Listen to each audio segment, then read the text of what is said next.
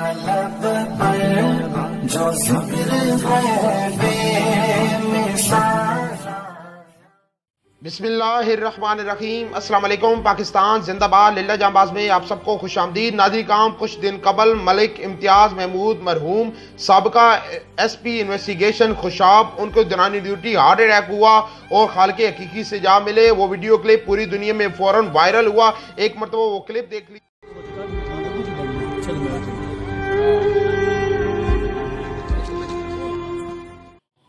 नाज़रीन काम उनकी फौतगी के कुछ दिन बाद उनकी ज़ौजा मोहतरमा ने अपने भाई के जरिए हमसे रब्ता किया और ख्वाहिश का इजहार किया कि वो हमारे इदारे के ज़ेर एहतमाम एक नलका लगवाना चाहती हैं मलिक इम्तियाज़ महमूद मरहूम उनके इसाले स्वाब के लिए।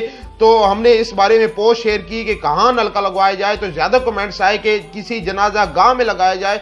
तो खंगाह शरीफ के सामने जो जनाजा गाह है अल्हम्दुलिल्लाह हमने वहाँ पे नलका लगवा दिया है। दुआ करते हैं कि अल्लाह ताला मलिक इम्तियाज़ महमूद साहब को जन्नत में आला मकाम अता फरमाए, उनकी कब्र को तहद्दे नज़र वसी फरमाए, उनको करवट करवट जन्नत अता फरमाए। अभी आपको तमाम एक्टिविटीज़ दिखाते हैं।